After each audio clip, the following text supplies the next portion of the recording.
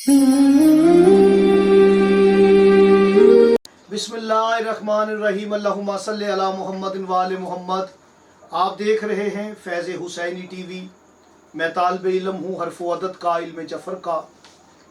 आज नहायत ही खुशी का दिन, यानी यकम ज़िलहज, ये अक़द बीबी सैयदा फ़ातिमा ज़हरा सलामुल्लाह अलैहा 2 हिजरी अमीर कायनात अमीरुल मोमिनीन अली अलैहिस्सलाम और सैयदा फ़ातिमा ज़हरा के निकाह का दिन है। मैं दवा गो हूँ कि जिन बच्चे बच्चियों की शादी में बंदिश और रुकावट है, अल्लाह आज के दिन का सदका और इस बीबी पाक का वास्ता उनकी बंदिश व रुकावट दूर फरमाए और रिश्तों में आसानियाँ पैदा हों। आज जो अमल लेके हाज़िर खिदमत हूँ वो इस मुनासबत से है कि 2 हिजरी है और शादी का जो मामला होता है ये 2 ख़ानदान पर है, 2 अफराद पर है और ये ज़ोज यानी मियाँ और बीवी दोनों की तरफ इशारा है।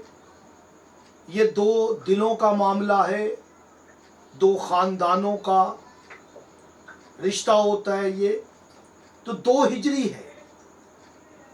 2 नंबर पे नाजिल होने वाली सूरह अल कलम,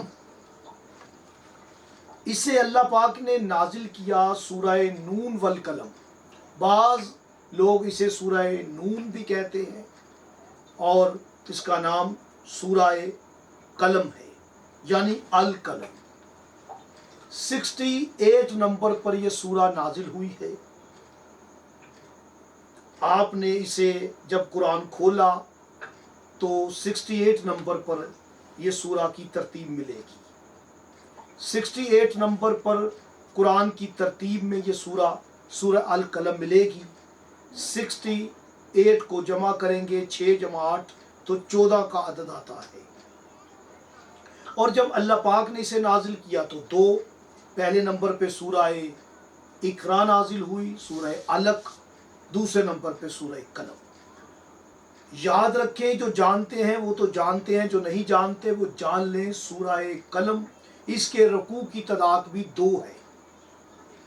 2 इसके रकू हैं और आप कलम लिखेंगे तो नुक्ते भी काफ के ऊपर 2 सजाए गए।